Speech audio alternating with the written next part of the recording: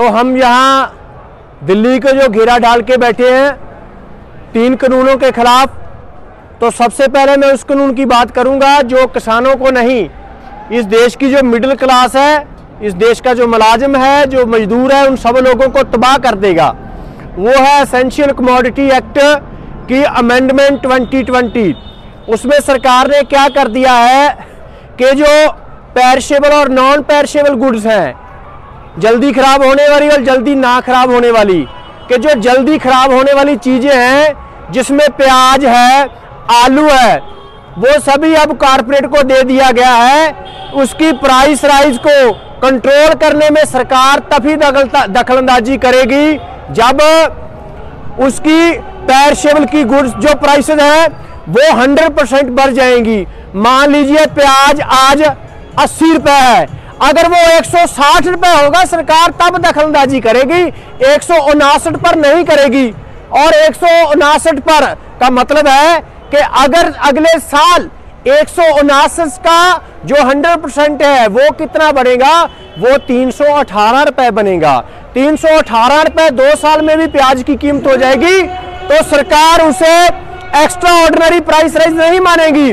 तो ये किसको खत्म करेगा?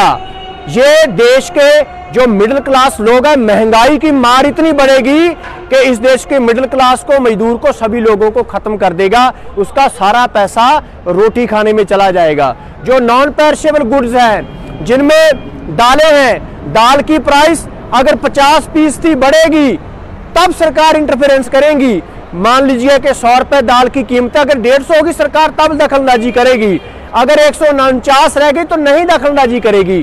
तो ये कानून सभी लोगों को प्रभावित करेगा और देश के जितनी मिडिल क्लास है, मिडिल लोअर क्लास है, उनको समझने की जरूरत है कि ये आंदोलन की अगुवाई किसान लोग कर रहे हैं, लेकिन आंदोलन सिर्फ किसानों का नहीं, यह पूरे देश के लोगों का है जिनको सरकार भूखा मारने की साजिश है। इसी के साथ ही कि जो 67% इस देश की पॉपुलेशन है वो पीडीएस पर, पब्लिक जो है जनतक वंट प्रणाली है, उस पर निर्भर करती है। जो सस्ते राशन की दुकान से राशन लेती है, सरकार उसको भी बंद करने जा रही है।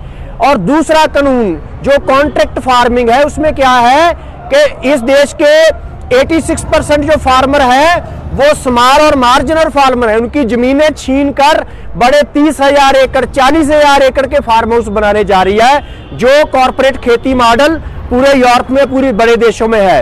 एक फैक्ट आपके साथ साझा करना चाहूंगा कि अमेरिका में जो जेल में लोग बंद हैं, किसान उनसे कम हैं। अगर इसको लागू किया जाए पूरे देश में, मैं पंजाब की आपको उदाहरण देना चाहूंगा कि पंजाब की जेलों में 24,000 लोग हैं, लेकिन 10,96,000 लोगों के पास जमीन है। ये रेवेन्यू डिपार्टमेंट का रिकॉर्ड बोलता है 2019 का।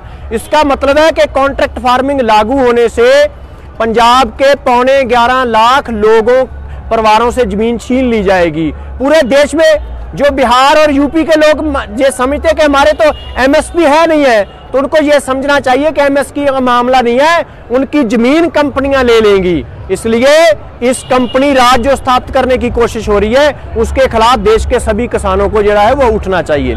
इसके साथ ही जो तीसरा इशू है कि जो प्राइवेट मंडी वो खोलने जा रहे हैं, जिसके साथ सरकार जो एमएसपी की प्रोक्योरमेंट करती है, 94% जो इस देश का अनाज है वो पहले ही प्राइवेट प्लेयर खरीदते हैं। सिर्फ 6% अनाज जो है वो गवर्नमेंट एजेंसीज खरीदती हैं, उसको भी खत्म करने की कोशिश है। ये सिर्फ पंजाब हरियाणा में। हमारी मांग क्या है? हमारी मांग है कि सरकार हर साल 22 फसलों का एमएसपी डिक्लेयर करती है, उसको लीगल राइट बनाना चाहिए, उसकी खरीद की गारंटी होनी चाहिए। एक आपको उदाहरण देना चाहूंगा, मक्का का रेट 1850 रुपए एमएसपी, लेकिन पंजाब में वो 600 रुपए में मिल रहा है।